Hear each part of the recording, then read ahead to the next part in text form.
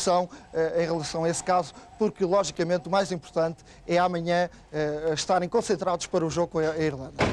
A seleção e os comportamentos na seleção voltaram a ser notícia mais tarde, em fevereiro deste ano. João Pinto foi então a figura central, acusado de ter tentado abandonar noite alta o hotel onde a seleção estagiava, tendo sido interceptado pelo segurança do hotel e filmado por uma das câmaras de vigilância. Um caso antigo, agora revelado, e que o jogador desmentiu. Tudo se passou aqui neste hotel da linha de Cascais, à beira do Tejo. Durante os estágios da seleção, registaram-se acontecimentos de grande gravidade. Estava a fazer a minha ronda, estava na zona do piso zero, seria do resto de chão, e há uma campainha por exterior ao portão, onde o portão inclusive é fechado a partir da meia-noite e meia, porque a entrada para o hotel é feita através também do parque. E a campainha tocou, e quando eu saio as portas de vidro, que são umas portas automáticas que o hotel tem, deparo com um vulto a tentar saltar o portão. E então estava um casal de italianos que estavam hospedados no hotel do lado de fora com um táxi à espera para entrar. E eu perguntei, onde é que o senhor vai? O indivíduo desceu e disse-me, eu vou para a rua porque não posso e tal, não sei o quê. E eu disse, pode, o senhor pode. Eu abri o portão, sou escusa de saltar. Abri o portão e o indivíduo saiu. O indivíduo saiu, entretanto, vejo que entra num carro de cor escura, num Volkswagen Golf. O carro arrancou, eu torno a fechar o portão e quando entro, sou alertado por o meu colega que trabalha na recepção de noite, que diz-me assim, sabes a quem é que abriste o portão? Eu disse, não sei, por acaso, pá, é uma coisa que eu não ligo muito às caras dos jogadores, nem aos nomes.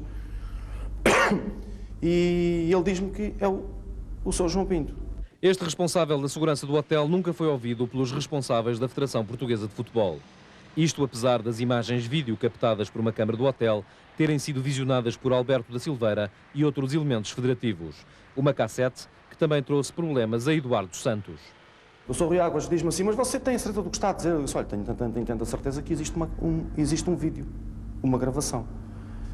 Eu saio na minha hora de manhã, a conversa ficou por ali, não, o Sr. Rui Águas chama o Sr. João Pinto, o Sr. João Pinto nega literalmente à minha frente, assim como umas atitudes não próprias para a pessoa que ele é, em que diz que não é ele que eu estou a mentir, que estou a tentar difamá-lo de uma coisa que não é. Eu digo assim, olha, desculpe, a pessoa com o seu tipo de cabelo e com a sua cara, dentro do hotel só cá está o senhor.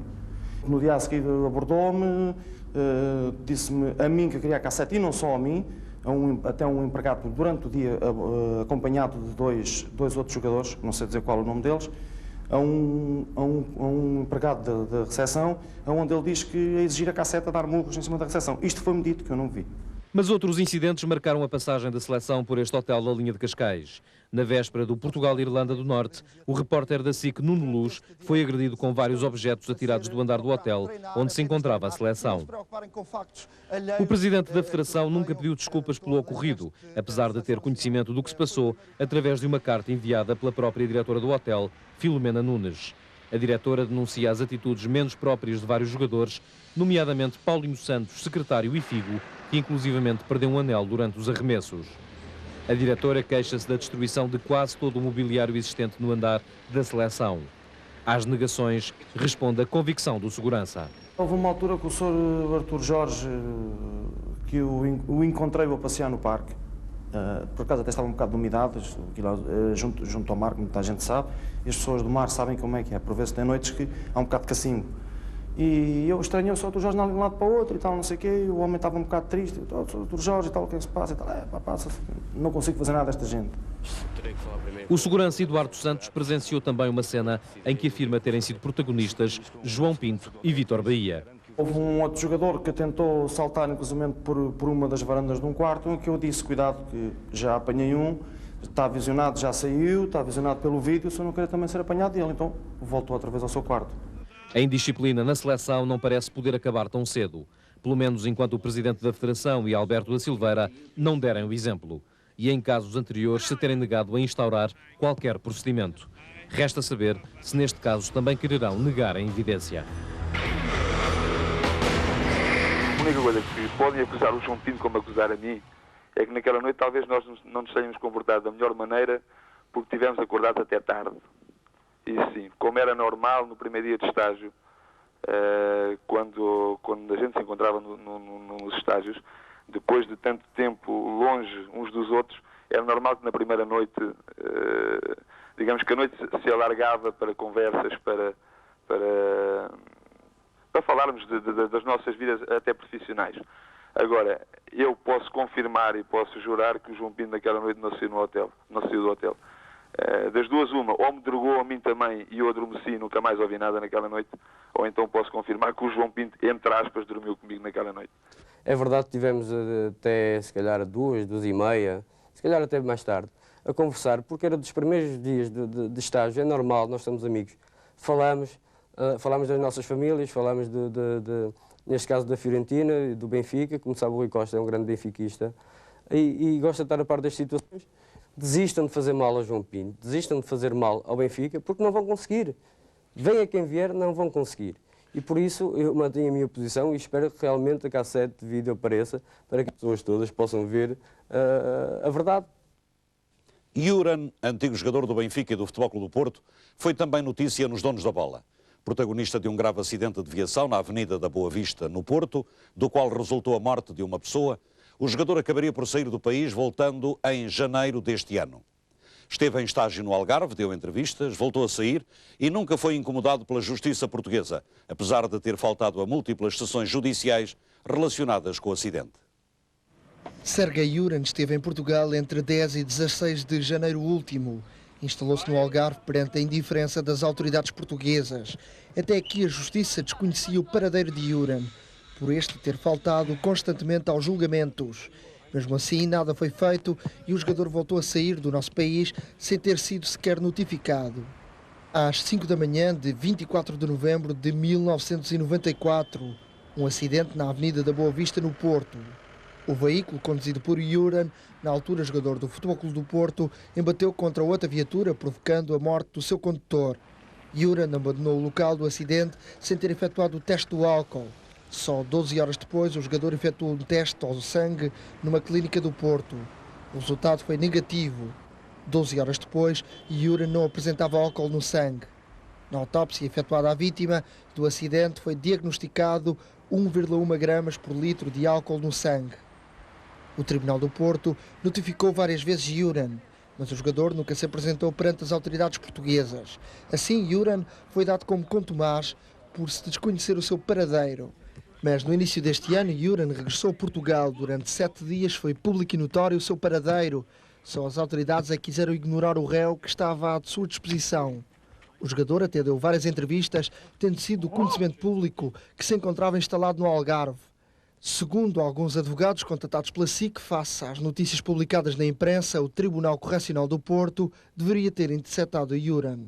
A partir do momento em que se tornou público e notório que ele estava em Portugal, poucos cidadãos portugueses devem ter desconhecido a presença dele cá, exigia-se que houvesse uma decisão da parte do juiz titular do processo, no sentido de ser notificada com a máxima brevidade. O Tribunal do Porto, ao saber que um determinado arguido é contumaz, mas está em Portugal e está até em sítio certo, eu penso que o deveria, se soubesse disso, como eu soube e como todos nós soubemos, deveria tentar notificá-lo no local onde ele estava, porque eu penso que ele estava ia utilizar esta expressão, com residência certa. Ele estava num determinado hotel no Algarve. Nada foi feito pelas autoridades e assim a justiça portuguesa fica fragilizada.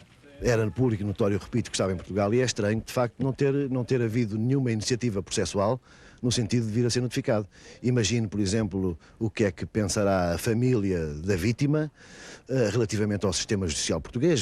Gera algum descrédito, uma vez que, com certeza, que essa família, e com alguma razão, entenderá que houve displicência da parte do sistema judicial português no sentido de o notificar, porque com certeza que essa família, digamos, a população em geral quer, mas particularmente essa família quer que seja feita justiça e que seja feito o julgamento. A imagem da justiça corre o risco, nestas circunstâncias, de ficar um pouco ridicularizada, sobretudo para as pessoas que estão um pouco mais afastadas do funcionamento dos tribunais. É sempre problemático quando se cria a ideia de que há uma certa situação de impunidade para algumas pessoas. Não é compreensível que um jogador de futebol integrado numa seleção, com o conhecimento de toda a imprensa, com a divulgação de que foi alvo a situação, não tenha, pelo menos, sido notificado e não tenha sido, pelo menos, feita cessar a contumácia.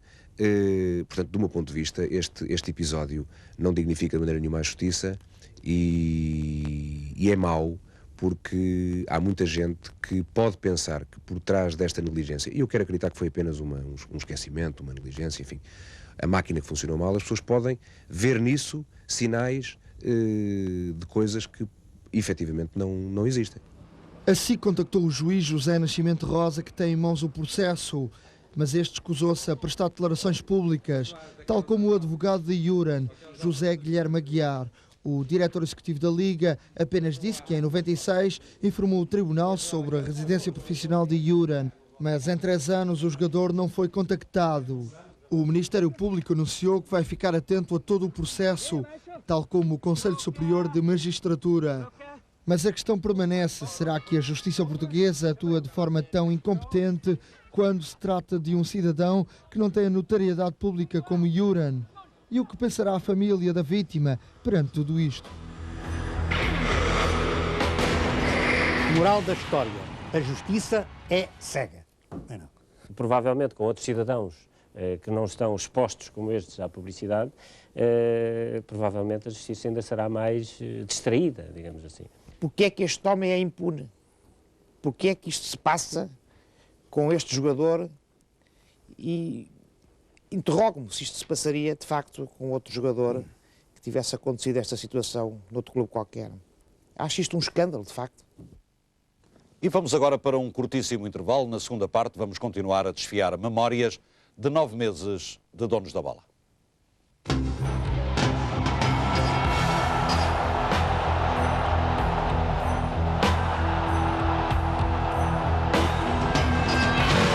Ao Sr. Dr. Pinto Balsemão que não permita que acabem os donos da bola.